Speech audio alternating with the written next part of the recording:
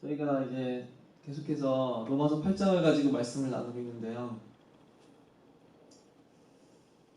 계속해서 성령이 생명이라는 것이 계속해서 나왔었어요. 성령께서는 우리를 죄와 사망의 법에서 건져내세요. 죄와 사망의 법은 단지 죄를 말하는 것이 아니라 죄의 법이라고 하는 것은 우리를 구속할 권세라고 말씀드렸었어요. 우리들 지금 그 누구도 대한민국의 헌법을 거역해서는 안 돼요. 그죠? 대한민국 국민이라면은 대한민국의 법을 따라야 돼요. 그 법은 우리를 구속할 권한을 가지고 있어요. 마찬가지로 여기서 바울이 죄와 사망의 법이라고 말을 하는 것은 빠져나올 수 없는 죄와 사망의 권세 아래 사람들이 놓여있기 때문이에요. 오직 죄만을 짓다가 결국은 육신적 사망뿐만이 아니라 영원한 사망에 이르러야 되는 그 운명, 그 누구도 여기서 벗어날 수 있는 사람은 없어요. 오직 전적인 부패한 본성만을 가지고서는 하나님을 대적하고 교만하고 자기애를 쫓아 살다가 영원한 심판에 떨어질 상태, 그 권세 아래서 벗어날 수 있는 사람은 아무도 없어요. 그들의 본성은 바뀌기를 기대해서는 안 돼요. 세상에 있는 어떠한 도덕적인 가르침도, 세상에 있는 어떠한 윤리적인 가르침도 사람의 부패한 본성을 치유하고 하나님께로 돌이키게 하고 겸손케 할 수 있는 것은 존재하지 않아요. 어느 정도의 외형적인 도덕적인 변화, 어느 정도의 내면적인 깨달음 정도는 세상적인 도덕적인 지식으로 가능할지 모르지만 이 성령의 역사가 없이는 인간의 부패한 본성 그 자체를 치유할 수 있는 능력은 전혀 존재하지 않아요. 특히나 이 사람 가운데 깊이 뿌리 박혀 있는 자기라고 하는 본성, 자기 자신을 신으로 삼고자 하는 본성, 오직 나를 기준으로 세상의 모든 것을 분별하고자 하는 그런 본성, 하나님의 영광을 원하지 않는 그런 본성, 그 본성은 도무지 바뀌지 않아요. 하지만 성령께서는 생명의 성령의 법으로서 사람의 그 죄악된 본성을 치료하시고 그들로 하여금 하나님을 위한 열매를 맺게 하세요. 성령은 항상 그리스도 예수 안에 있는 성령으로서 주어지는데 그리스도 예수 안에 있는 자에게는 결코 정점이 없어요. 성령은 우리가 결코 정점이 없다는 보증이세요. 그리고 우리 뭘 나눴었냐니까 성령께서 우리가 양자될 것의 보장이라고 말씀드렸어요.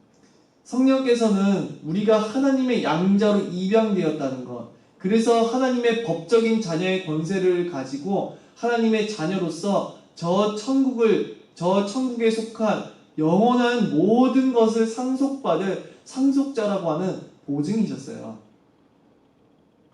자, 그런데 성령께서 분명 생명이시라고 2절에서도 6절에서도 바울은 2절에서는 생명의 성령, 6절에서는 영의 생각은 생명이다. 그리고 앞에서부터 계속 바울은 생명과 성령을 연결시키면서 성령은 곧 생명이시라고 계속해서 말했어요. 실제로 성령은 생명이셨었죠. 우리를 죄와 사망에서 건져내시고 우리의 영원의 양자됨의 소망이시고 우리가 영원한 죄사함의 확증이신 분이셨어요. 자, 그렇다면은 이런 의문이 들 수가 있어요. 우리에게는 아직 육체의 죽음이라고 하는 게 남아있어요. 그럼 그 사망은 어떻게 된 것인가?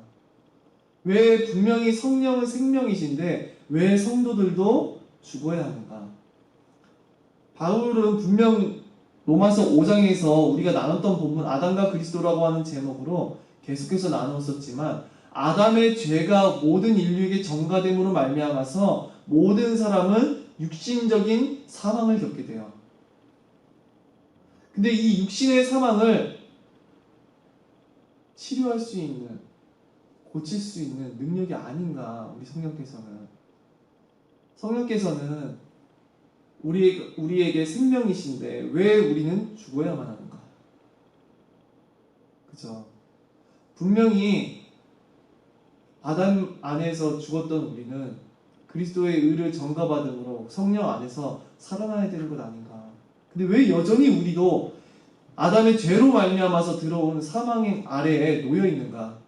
이런 질문을 할 수가 있다는 거예요. 더군다나 예수 그리스도를 믿음으로 인하여서 죽임당했던 성도들은 더 그런 생각이 들지 않았겠어요? 아니 분명 성령은 생명이신데 생명은 무슨 예수 그리스도로 말미암아 핍박과 박해와 고난과 죽음의 위기까지 처해지는데 그 위기 가운데에서 어떻게 생명의 성령이시라고 이렇게 고백할 수가 있냐는 거예요.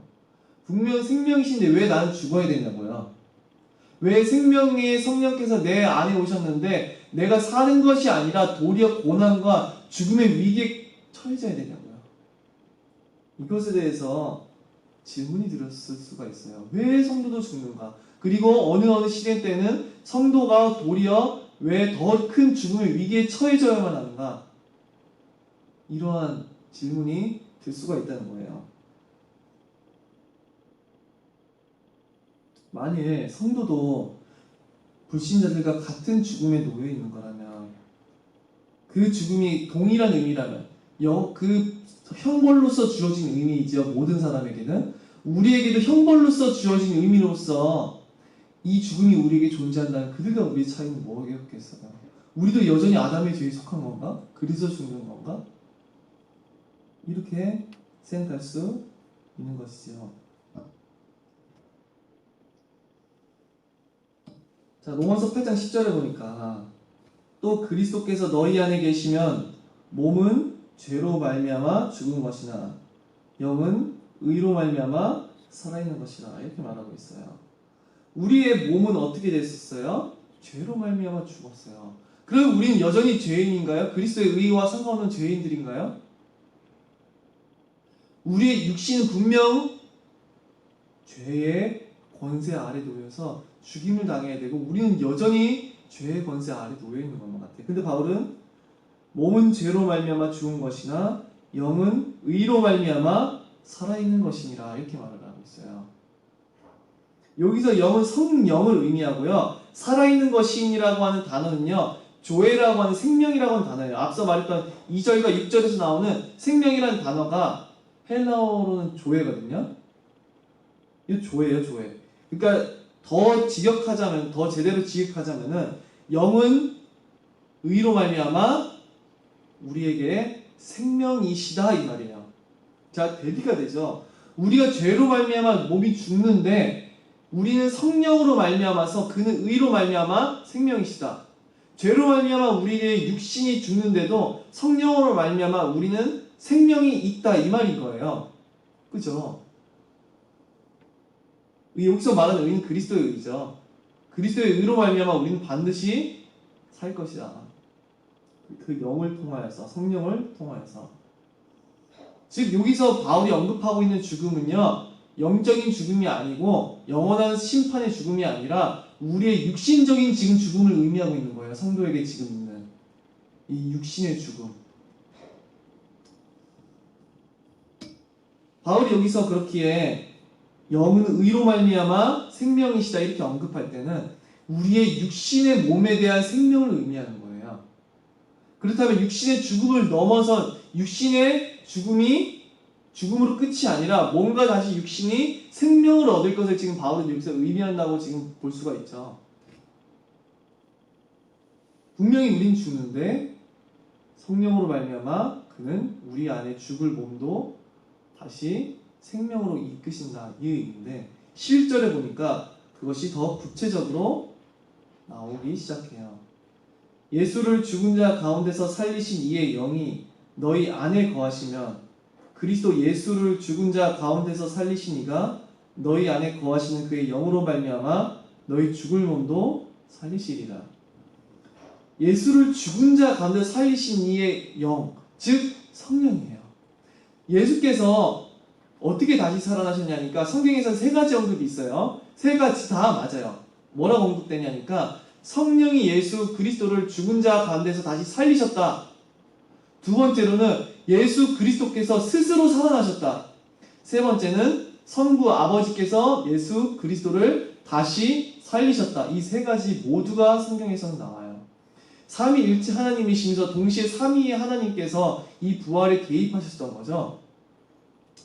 그렇게 바울이 여기서 예수를 죽은 자 가운데서 살리신 이의 영, 그 영이 너희 안에 거하시면, 예수께서 분명히 죽임을 당하셨었는데 그의 육신, 그의 인성이죠. 그의 인성, 신성은 죽임당한 적이 없어요. 예수 그리스도의 신성은 죽임을 안 당해요. 여전히 삼위일체 가운데 계신 영원히 불변하시고 죽지 아니하시고 썩지 아니하시는 하나님이에요. 그의 육신을 입으신 예수 그리스도의 인성이 우리와 같이 죽임을 당하셨어요. 그리고 그 죽음의 가운데서 그 영으로 말미암아 살아나셨어요. 그리고 바울은 지금 그 예수 그리스도를 다시 살리셨던 그 영이 너희 안에 거하시면, 이렇게 말해요. 그렇다면 어떻게 된다고요? 그리스도 예수를 죽은 자 가운데서 살리신 이, 여기서는 성부 하나님이죠. 그리스도 예수를 죽은 자 가운데서 다시 살리신 이가 너희 안에 거하신 그의 영, 즉 성령으로 말미암아 너희 죽을 몸도 살리시리라.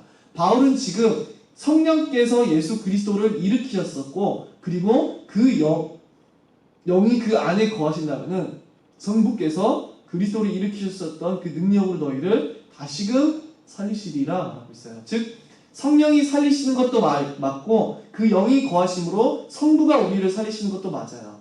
예수 그리스도께서 성령이 그를 살리셨고 성부가 그를 살리셨던 것처럼 그를 다시 살리신 영이 우리 안에 거하신다면 우리도 반드시 살아나셨었던 그 예수 그리스도와 같이 다시 산다, 그 말이에요. 이걸 믿으시나요? 다시 살아난다. 이 세상의 육신의 죽음이 끝이 아니라 우리에게 오신 성령으로 말미암아 그는 생명이시고 그는 생명의 영원하신 보증으로서 우리의 죽을 몸도 반드시 다시 일으키시리라. 우리 안에 거하시는 영으로 말미암아 전능하신 하나님께서 반드시 우리의 몸을 다시 살리시리라, 그 말인 거예요. 자, 그래서 이 성령께서는 확실한 영생의 보증이시죠. 우리가 죄와 사망의 법에서 우리를 건져내시사 우리를 거듭나게 하신 영이시며 우리가 확실한 정죄함이 없다고 하는 보증이시며 영원한 저 천국의 상속자라고 하는 하나님의 자녀로 입양되었다고 하는 보증이시며 또한 우리를 마지막 날에 다시 살리실 능력의 생명의 영이시면서 동시에 우리가 마지막 날에 분명 부활하리라는 확실한 우리 안에 영원한 생명의 보증이 되시는 거예요. 성령의 역사가 이토록 중요한 거죠, 우리 안에. 자, 그 로마서 8장 19절 그리고 22절까지를 보면은요. 자, 피조물이 고대한 바는 하나님의 아들들이 나타나는 것이니, 피조물들이 고대하는데 뭘 고대하냐니까 하나님의 아들들이 나타나는 길을 고대한대요. 이것은 골로새서에서 나오는데 이건 좀 이따 할게요. 그 허무한데 피조물이 허무한데 굴복하는 것은 자기 뜻이 아니요. 자, 피조물이 어디에 굴복하냐 하니까 허무한데 굴복하고 있대요. 그리고 밑에 보니까 피조물도 그 바라는 것은 피조물도 썩어짐의 종로를 하고 있대요. 자, 피조물이 허무한데 굴복하고 있고 썩어짐의 종로를 타고 있대요. 그리고 그 22절에 보니까 피조물이 다 이제까지 함께 탄식하며 모든 피조물이 다 탄식하고 있대요. 왜? 함께 고통을 겪고 있는 것은 우리가 아니라 탄식하면서 고통을 겪고 있는데 왜요? 허무한데 굴복하고 있고 썩어짐의 종로를 타고 있기 때문에. 바울은 여기서 피조물을 의인화시키고 있어요. 사람이 아니잖아요, 피조물은. 이성이라는 게 없어요. 그래서 지금 의인화시켜서 마치 이성이 있는 존재인 것처럼 표현하고 있어요. 바울은 이 본문을 통하여서요, 이 피조물을 통하여서 성도들의 상황을 비춰주고 이 피조물들을 통하여서 성도들이 바라고자 하는 바라야 되는 소망이 무엇인지를 말하려고 해요. 피조물들이 어떤 처지에 놓여 있냐? 너희도 그런 처지에 놓여 있지 않냐? 하지만 피조물들이 그 처지에서 무엇을 소망하느냐? 피조물들이 그런 것을 소망한다면 너희는 더욱 그것을 소망해야 되지 않느냐? 이런 식으로 바울은 지금 논지를 이어나가고 있는 거예요. 자, 피조물은 왜 썩어짐의 종류하고 있고 허무한데 굴복하고 있냐니까 창세기 3장에서 아담의 죄로 말미암아 이 세상의 모든 땅들도 저주를 받았어요. 그 저주의 내용이 있었죠. 하나님께서 내리셨었던. 자, 하나님께서 창조하셨을 때요. 세상을 보시면서 어떻게 말씀하셨었죠? 좋았다고 말씀하셨어요. 왜 좋아요? 하나님의 아름다우심, 그의 지혜, 그의 능력, 이 모든 것이 피조세계에서 나타나잖아요. 얼마만큼 자연의 섭리가 놀라우냐고요. 우리가 이 물은 위에서 아래로 흐르고 또 이게 번식해 나가고 알아서 생물들은 자기들이 스스로 번식해 나가고 이 모든 자연의 조화와 해와 달이 운행과 이 모든 것이 얼마만큼 절묘하고 지혜롭냐고요. 봄과 가을과 겨울과 이게 운행이 되고 너무나 놀라운 거죠. 해가 뜨고 달이 뜨고 곡식이 맺히고 곡식이 지고 너무나 놀라운 자연의 피조세계. 그랬는데 성경에서 세상이라고 하는 단어가 어떻게 쓰이나요? 좋게 쓰이던가요? 안 좋게 쓰이던가요? 전부 안 좋게 써요. 세상에 있는 것들을 사랑하지 말아야 돼요. 성경. 이상하다. 하나님이 창조하신 피조세계를 왜 사랑하지 말라 그러지? 왜 하나님이 보시기에 좋았던 그 세상이요? 왜 가장 악한 것의 대명사가 되어버렸냐고요? 인간이 죄를 짓자마자 이 세상이 우상이 되어버렸어요. 원래 이 세계는요, 하나님을 나타내주고, 하나님을 알려주고, 하나님을 찬양하게 하는 목적이에요. 사람들은 이 세상을 보면서 이 세상에 있는 것을 욕심내는 것이 아니라 이 세상을 창조하시는 하나님을 바라보므로 그 하나님의 위대하심을 찬양하는 거예요. 그게 원래 본래의 목적이죠. 자, 모든 피조물 중에요, 이성 있는 존재는 인간밖에 없어요. 사고할 수 있고 자아가 있는 존재는 인간밖에 없어요. 그리고 하나님의 거룩하심을 닮았었던 피조물은요, 인간밖에 없어요. 거룩함이라고 하는 특성이 없어요. 그 어떤 피조물도. 이 거룩함보다 하나님에 있어서 더 큰 영광은 없다고 말씀드렸었어요. 그가 무한히 거룩하시다는 거, 그가 무한히 선한 것들만을 사랑하신다는 거, 이것보다 놀라운 것은 없어요. 이 거룩하시기 때문에, 하나님께서 거룩하시기 때문에 그의 전능하심도 주권도 통치도 권세도 권능도 무한하심도 모든 것이 찬란하게 빛을 받거든요. 자, 근데 인간만이 그 하나님의 놀라운 거룩하심을 부여받았어요. 근데 이 세상을 거룩하게 통치해야 돼요. 근데 그들이 범죄함으로 말미암아 땅도 저주를 받았고, 사람들은 이 땅에 있는, 이 세상에 있는 것들을 어떻게 생각하기 시작했죠? 우상으로 섬기기 시작해요. 세상에 있는 것을 전부로 삼아요. 세상에 있는 것들을 쫓고 이 땅에 있는 것들을, 그래서 바로 오죽하면 땅의 지체를 죽이라고 말하죠. 땅과 이 세상이 왜 이렇게 됐죠? 인간이 죄를 지음으로 하나님의 대리 통치했던 그 인간이 이 세상을 유린해버린 거예요. 죄악된 것으로 유린해버렸고 죄악된 세상으로 만들어버렸고 그 죄로 말미암아 이 땅이 더럽혀진 거예요. 그래서 성경은 인간의 죄로 말미암아 땅이 더럽혀졌다는 표현을 정말 많이 써요. 그 땅이 더럽혀졌다고. 너희들의 죄로 말미암아서. 자, 피조물들은 하나님의 영광을 나타내야 되는데 이 인간들의 죄악이 만연함으로 인하여서 이들도 이 세상 가운데 그 허무한 그 죄악들, 더러운 죄악들에 굴복하고 있고요. 이 썩어질 종로를 쓰라고 있는 거예요. 썩어짐의 종로를. 죄를 위해서 사용되는 거죠. 썩어질 잠시 잠깐의 것을 위해서 사용되어지고 하나님의 영광이 아니라 인간의 쾌락과 그 욕망과 그것들을 위해서 세상도 유린당하고 있고 이용당하고 있고 세상도 황폐화가 됐고 이 땅도 하나님 보시기에 영적으로 더럽혀집니다. 그러니까 바울은 마치 이 피조물들도 허무한 데 굴복하고 썩어짐의 종노릇해서 탄식하면서 고통을 겪고 있다는 거예요. 그 죄악된 이 세상, 죄악된 인간으로 인하여서. 그렇기에 피조물은 무엇을 바라냐니까 피조물들이 고대하는 바 하나님의 아들들이 나타나는 것이니, 골로새서 3장 4절에 보니까 그리스도께서 우리 생명이신 그리스도께서 나타나실 그때에 너희도 그와 함께 영광 중에 나타나리라. 마지막 날이 되면은 먼저 죽었던 성도들과 함께 그리스도께서는 다시 나타내어 주시겠죠. 우리는 살아서 주님을 보기 소망하고, 하지만 먼저 가 있던 성도들과 함께 예수 그리스도께서는 마지막 날에 다시 오시겠죠. 근데 바로 그 하나님의 아들들이 나타나는 날, 즉 우리 주 예수 그리스도께서 세상 가운데 다시 강림하시는 그날에, 그날을 바라보고 고대하고 있다는 거예요. 피조물이요. 그래서 그 바라는 것은 뭘 바라냐? 피조물도 썩어짐의 종노릇하는 데서 해방되어 하나님의 자녀들의 영광의 자유에 이르는 것이라. 자, 피조물들도 이 썩어짐의 종노릇하는 것에서 해방되어 가지고 영원한 자유에 이르기를 원한다는 거예요.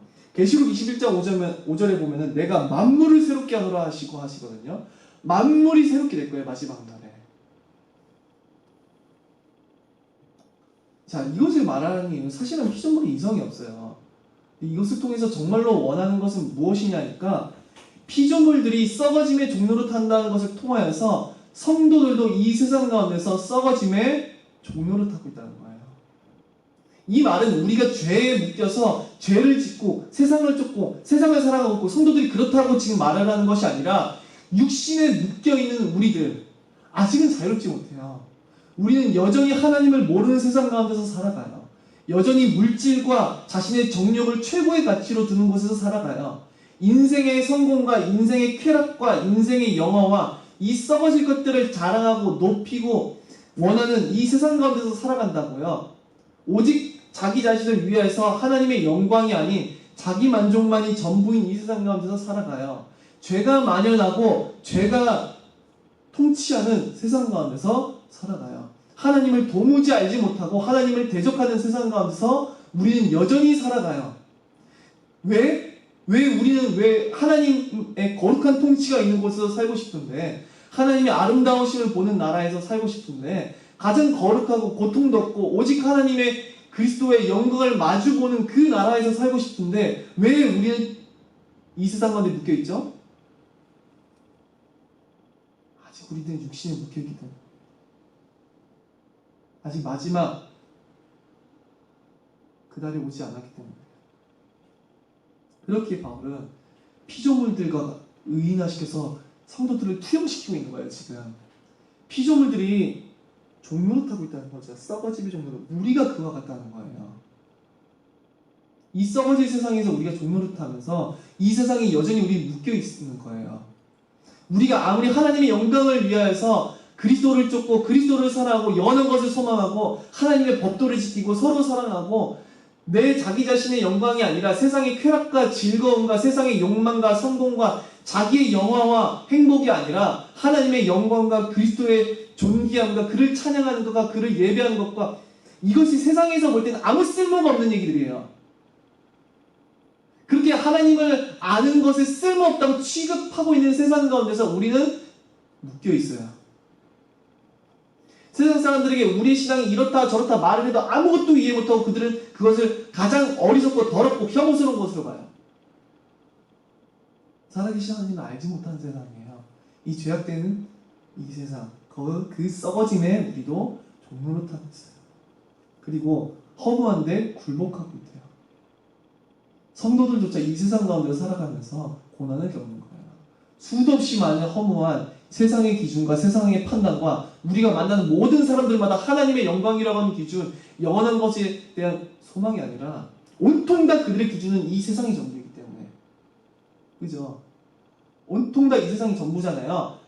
나의 영광과 나의 영어와 내가 잘 먹고 잘 사는 게 그들에게는 모든 것이 전부잖아요. 자랑하는 전부잖아요.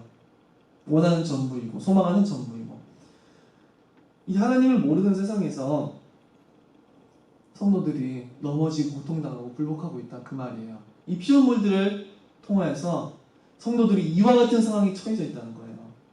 그래서 피조물들이 다 이제까지 함께 탄식한다는 거예요. 그래서 성도들이 그와 같다는 거죠. 썩어짐의 종노릇함으로 인하여서 이 세상 가운데서가 아니라 정말 영원한 자유에 이루고 싶은데 그 자유가 아닌 여전히 하나님을 모르는 이 세상 가운데서 탄식하고 있는 것. 탄식하며 함께 고통을 겪고 있는 것을 우리가 그 고통을 겪고 있죠. 피조물들을 통하여서 우리가 그렇다는 것을. 하지만 이 피조물들이 그래서 뭘 바래요? 하나님의 아들들이 나타나는 것, 즉 우리 주 예수께서 다시 나타나셔서 온 땅을 새롭게 하시는 그날을 원해요. 영광스러운 구원의 날을 원한다고요. 그래서 피조물들이, 그래서 이 썩어짐의 종노릇에서 해방되어서 영광의 자유에 이르기를 원해요. 이것을 통하여서 바울은 너희들도 그래야 된다는 것을 말해주고 있는 거예요. 성도들을 향해서 너희들도 그래야 된다. 너희들도 썩어짐의 종노릇하고 있지 않냐? 이 세상 가운데서 묶여서 고통당하고 있지 않냐? 탄식하고 있지 않냐? 그러나 우리는 다시 우리 주 예수 그리스도께서 다시 오셔서 우리를 해방하시고 저 영광의 자유에, 영광스러운 구원에 다른 어떠한 제약도 없이 그리스도 안에 있는, 하나님의 안에 있는 영원한 공의와 정의와 평화와 희락과 참된 기쁨의 그 나라에 들어가기를 그들은 소망하는 거예요. 그걸 소망하라고 하는 거예요, 지금 바울이.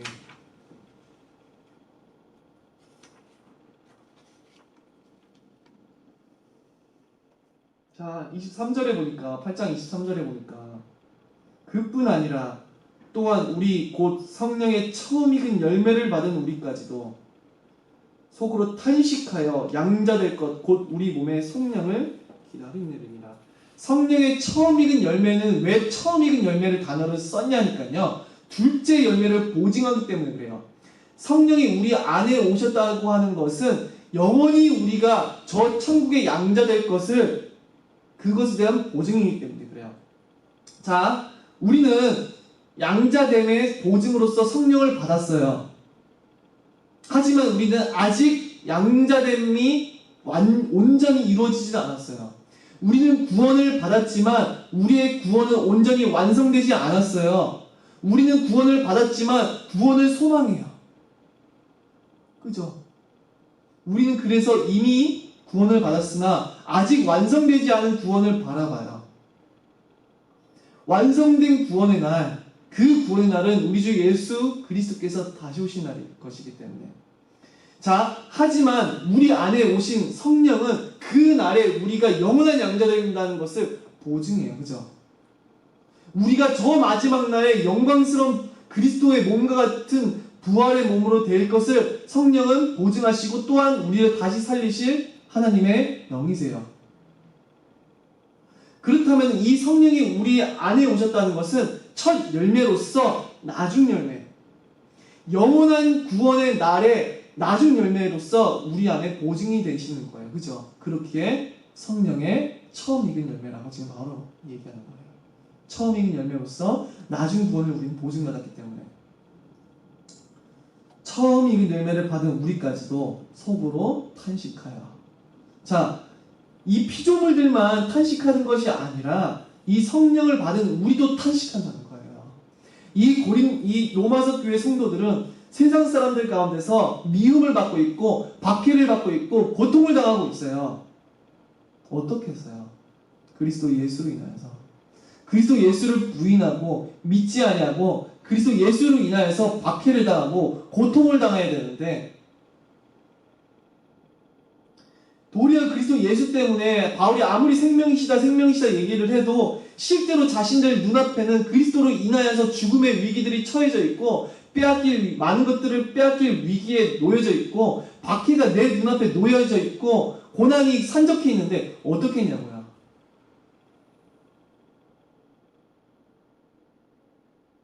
탄식하고 있다는 거예요. 피조물들이 이 종대인, 이 묶여있는 이 세상 가운데서 자유로워지기 원해요.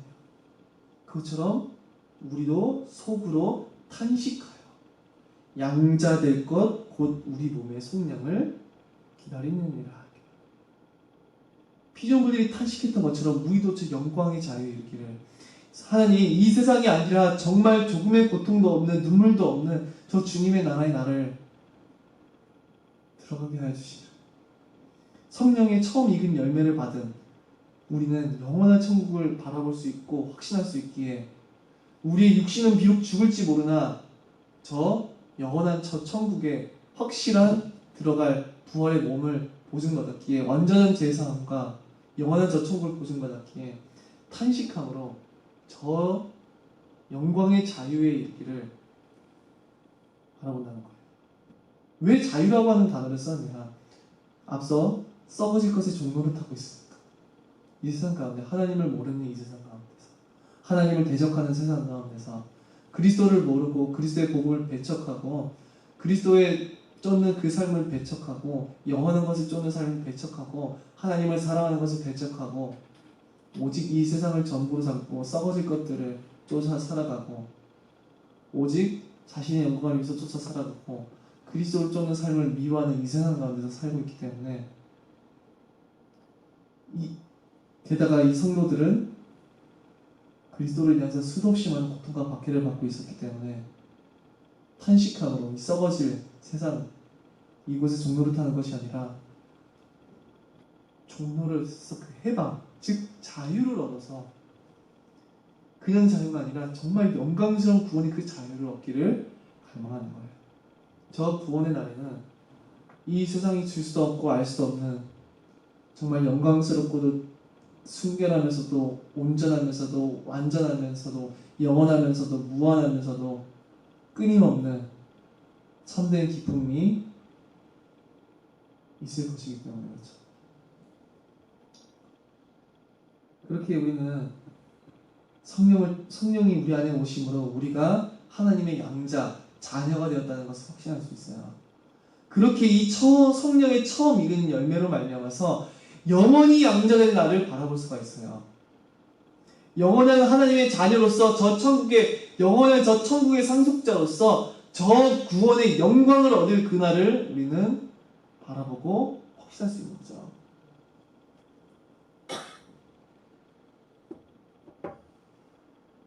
자, 그래서 우리에게 죽음이라고 하는 것은 불신자들의 의미와 같지가 않아요. 아니 어떻게 생명의 성령이 우리 안에 오셨는데 우리도 죽어야 합니까? 왜 성도들이 도리어 그리스도에 대한 믿음 때문에 사망에 놓여져야 하는가? 아니 생명의 성령이 오셨는데 왜 우리는 사망에 처해져야 되는가? 그러나 생명이신 성령께서는 우리의 죽을 몸도 다시 살리시고 그리스도 예수를 다시 살리신 그 영이 우리 안에 거하심으로 인해서 우리는 확실하게 다시 살아날 날을 바라보아요. 그리스도 예수께서 그를 다시 살리신 그 영이 우리를 반드시 다시 살리실 보증이시면서 또한 살리실 능력이시면서 또한 성부께서는 우리를 그 영으로 말미암아 반드시 다시 살리실 거예요. 이 세상에 연약한 몸이 아니고 병드는 몸도 아니고요. 유약한 몸도 아니고 죄가 많은 몸도 아니라 영광스럽고 거룩한 그런 몸으로 우리를 변화시키실 거예요. 그래서 성도들은 그 몸의 속량, 즉 이 몸이 아니라 이 몸 가운데서 구원함을 얻어서 저 영원한 영광의 부활의 몸을 입고 영광의 자유에 이를 그날을 바울은 그날을 기다리느니라 이렇게 말하고 있는 거예요. 저 천국에서는 부족함이라는 게 없어요. 성도들의 욕망도 변해요. 이 세상 가운데서는 그들이 원하는 바라고 하는 것이 세상에 있는 쾌락과 즐거움과 영광이 전부였었지만 천국에서는 참된 사랑과 긍휼과 희락과 아름다운 것의 근원이신 그 하나님으로 인하여서 조금의 부족함이 없는 넘쳐나는 만족을 영원토록 누리게 될 거예요. 그렇기에 모든 성도들은 죽음의 위기 가운데서도 소망이 있어요. 불신자들은 죽음이 저주예요. 그들의 죄로 말미암아 아담 안에서 반드시 죽어야 될 사망의 형벌로서 주어진 거죠. 형벌이에요. 불신자들도 부활은 하거든요. 근데 성경에서는요 언급이 안 돼요. 불신자가 어떻게 부활하게 되지. 무슨 형체로? 근데 성도들은 그리스도의 몸과 같이 가장 아름다운 몸으로, 우리는 마지막 날에 너무나 아름다운 몸으로 보게 될 거예요. 아니 어떻게 이렇게 아름다울 수가 있나? 그러한 몸으로 변화가 될 거예요. 반대로 불신자들은 어떻게 변화될지는 잘 모르겠어요. 하지만 혐오스럽고 끔찍하고 더럽고 추잡하고 역겹고 토 나오는 그런 형상이라는 것을 알 수가 있죠. 악하고 더럽고 혐오스럽고. 자, 왜 그러냐? 그들은 이 세상을 원했어요. 여전히 이기적으로 살아갔고요. 죄악된 욕망을 원하면서 살아갔어요. 세상이 전부였었고요. 오직 이기심만을 위해서 살아갔어요. 결국은 내가 주인이에요. 나를 만족시키기 위해서, 나의 행복을 위해서, 나의 영광을 위해서, 나의 욕구를 위해, 전부 그게 하나님의 마지막 날에는요, 그들이 지옥에 가두시는 그날에는요, 하나님의 모든 은혜는 거두어 드려져요. 지금도 불신자들조차 어느 정도 양심이 있잖아요. 그것은 하나님께서 세상을 통치하시고자 완전히 거두시진 아니하시고 그들에게 양심을 일부 남겨주셨을 뿐이지요. 마지막 지옥에 보내신 날에는요, 그들이 원하던 대로 죄악된 욕망만을 남겨두시고 모든 선한 의지를 거두실 거예요. 자, 그러면 괴물과 다름없어요. 인간은요, 얼마만큼 추잡하고 이기적이고 더럽고 혐오스러운 욕망만이 가득하겠어요. 인간 마음에. 하나님은 어떠한 의도 없다면 그들의 형상이 마지막 날에요, 이 세상 가운데서 죄악을 쫓고 하나님을 멀리하고 하나님을 대적하던 사람들이 이 세상 가운데서 그리스도를 참으로 사랑하고 순결하고 거룩한 백성을 욕하고 비난하고 박해하고 핍박하고 죽였을지 모르지만, 마지막 날에 주 예수 그리스도께서 선악간에 다시 심판하시기 위해서 세상 가운데 오신 날에는요, 누가 추잡하고 혐오스럽고 더러운 자인지가 드러날 거예요. 그리고 누가 영광스러운 자인지가 드러날 거예요. 얼마만큼 자기 자신이 혐오스럽겠어. 자기 자신도 혐오스러울 거예요. 하나님을 대적하는 자들은 죄로만 이제 뒤덮이고 끔찍한 형상으로만 뒤덮인 자신들의 모습을 보면서,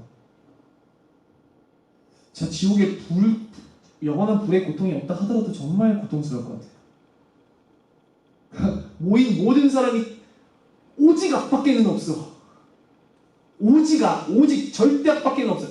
모든 게 악이야. 지옥은 모든 전 존재하는 사탄무리뿐만 아니라 모든 인간도 사탄과 아무런 동일할 게 다를 바가 없는, 오직 자신들이 그토록 원하던 악을 쫓아 살던 삶대로 그대로 악으로만 하나님께서 머리 두시기 때문에 얼마만큼 끔찍한 장소일지 상상이 안 가죠. 그러나 그렇게 그들에게 죽음은 영원한 형벌로 가는 사망의 형벌이죠. 그러나 성도들에게는 그 죽음이 형벌이 아니라 영원한 구원의 소망을 허락해주는 통로가 될 수 있고, 죽음의 위기에 놓였던 성도들이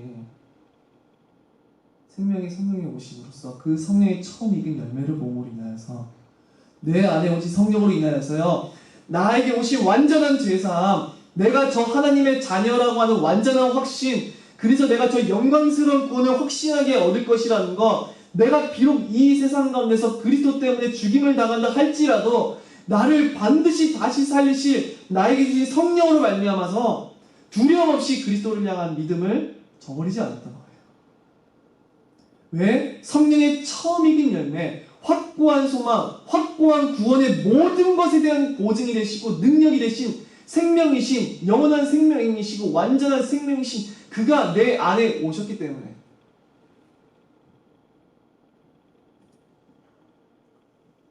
참, 로마서 8장 24절 25절에 보니까 우리가 소망으로 구원을 얻었음에 보이는 소망이 소망이 아니니 보는 것을 누가 바라리요? 만일 우리가 보지 못하는 것을 바라면 참음으로 기다릴지니라. 자, 우리가 소망으로 구원을 얻었어요. 우리의 구원은 이 세상 가운데서 이루어져 있지만 아직 우리는 영원한 구원을 바라보아요. 우리는 영원한 양자된 나를 바라봐요. 양자가 되었지만 양자될 나를 바라보고, 구원을 받았지만 구원을 소망하고 구원의 날을 기다리고 있어요. 그렇게 우리는 무엇으로 구원을 받았냐? 소망으로 구원을 얻었어요. 자, 보이는 소망이 소망이 아니니 보는 것을 누가 바라리요? 보는 것은 소망이 아니에요. 자, 세상 가운데서 돈을 벌게 해주세요. 하나님 나에게 돈을 많이 주세요. 좋은 대학 가게 해주세요. 다 보이는 것들이에요. 그 보이는 것들은 소망이 아니에요. 이 소망이라고 하는 것은 볼 수 없고 지금 만질 수 없고 느낄 수 없고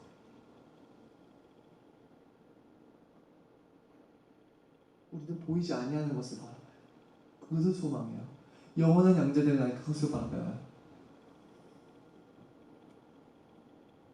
바로 소망은 보지 못하는 것을 바라보는 것이고 소망은 이 세상에 있는 것이 아니라 영원한 것을 바라보는 것. 우리는 이 소망을 따라서 구원을 얻었어요. 만일 우리가 보지 못하는 것을 바라면 참음으로 기다렸지. 그렇기에 우리는 우리 처음 오신 성령으로 인하여서 처음 익은 열매로 주어진 성령으로 인하여서 저 영원한 저 천국을 확신하기에 우리에게는 참음으로 기다림이 필요해요. 왜 그러냐? 그 참음으로 인하여서 영원한 보이지 아니하는 저 영광스러운 구원을 우리는 반드시 얻어야 하기 때문에 히브리서 10장 36절에 보니까 너희에게 인내가 필요하대요. 왜 필요해요? 너희가 하나님의 뜻을 행한 후에 약속하신 것을 받기 위함이라. 약속하신 것을 받아야 돼요. 저 영원하고 더 크고 지극히 높고 세상이 줄 수 없는 더 지극히 크고 놀라운 영광스러운 구원을 받아야 되기 때문에 그래요. 그렇기에 그들에게는 인내가 필요해요. 세상에 있는 핍박과 고난 가운데서 인내가 필요해요. 죄의 유혹과 죄의 권세 가운데서 인내가 필요해요. 자기 영광을 쫓고 자기의 잘못과 잘 사는 것을 쫓는 그 가운데서 하나님의 영광을 쫓고 그리스도의 영광을 쫓는 그것이 필요해요. 사람들은 자신들의 모든 시간과 돈을 오직 자신을 만족시키기 위해서 살아가지만 우리의 돈과 시간과 우리의 저한 인생은 그리스도의 영광을 위해서 사용되어져가요. 우리가 왜 그럴 수가 있죠? 왜 성도들이 자기 목숨을 버리기 위해서도 인내했죠? 보이지 아니하나 성령으로 말미암아 볼 수 있고 소망하는 저 영원한 구원을 바라보기 때문에 그렇기에 어떠한 유혹과 핍박과 박해와 고난과 갈등 가운데서도 인내했던 거예요. 그렇게 우리는 우리 안에 성령이 오셨다는 그 사실이 얼마만큼 중요한지를 잘 알아야 돼요. 왜 그러냐? 이 성령이 처음 익은 열매가 영광스러운 우리 구원의 모든 것을 보장하기 때문에 우리의 영원한 죄사함에 대한 확신, 우리가 그리스도의 의를 받아 하나님의 자녀로 입양되었다는 사실, 그래서 저 천국의 모든 것을 얻을 만한 자격이 있는 상속자이라는 사실, 우리가 다시 살아난다는 사실, 그 모든 것에 대한 보증이 바로 우리에게 오신 생명인 성령이시기 때문에 내 안에 성령이 오셨는가? 그 성령께서 나를 거듭나게 하사 이 세상이 아니라 하나님의 영광을 위한 삶으로 나를 뒤바꾸셨는가? 여전히 이기적이고 자아를 쫓는 삶이 아니라 내 안에 새로운 법으로서 하나님을 사랑하고 그리스도의 영을 쫓는 새 법이 내 안에 심겨졌는가? 그것을 점검하는 것은 너무나 중요하고 그것으로 우리 안에 성령이 오신 것을 알 수 있기 때문에 그리고 성령이 내 안에 분명히 거하신다는 것이 확실하다면 우리는 영원한 것을 바라봐야 돼요. 영원한 것을 소망해야 되고 영원한 것을 바라봐야 되고 그렇게 영원한 것을 바라봄으로 인하여서 세상 가운데서 인내와 싸움이 필요한 거예요. 이 성령께서는 반드시 우리를 다시 살리실 것이고 영광스러운 구원에 들어가게 할 것이고 우리는 그 안에서 우리 주 예수 그리스도와 함께할 영원한 평강과 긍휼과 사랑과 화평과 모든 안락으로 들어갈 수가 있죠. 안녕으로 들어갈 수가 있겠죠. 그리고 저 천국에서는 우리 주 예수 그리스도와 삼위 하나님으로부터 영원한 생명수가 끊임없이 흘러나오게 될 거예요. 우리는 우리에게 보내진 성령으로 인하여서 저 천국을 소망하고 그리고 그렇기에 이 세상에서 유혹과 핍박에서 승리하고 마침내 저 천국을 얻게 될 거예요. 그 무엇도 성령을 보내신 그 하나님의 사랑에서 성도를 끊을 수 있는 자는 없어요. 기도하심으로 말씀을 마치겠습니다. 살아계신 하나님, 아버지께 감사를 드립니다. 우리에게 보내신 성령으로 말미암아 우리에게 허락하여 주신, 우리에게 보증하여 주신 구원의 그 놀라운 은혜를 우리가 나누었습니다. 참으로 성령의 능력으로 우리를 붙드사 우리에서 영원한 것을 소망하게 해주시고 영원한 것만을 바라보게 해주시고 하나님의 영광만을 바라보게 하여 주시옵소서. 우리 안에 여전히 하나님을 대적하고 세상을 쫓는 마음이 있다면 하나님을 아는 것보다 세상을 아는 것을 더 좋아하고 하나님의 영광보다는 내 영광을 더 소중히 여기고 하나님의 법도를 사랑하기보다 나의 욕망을 더 앞세우고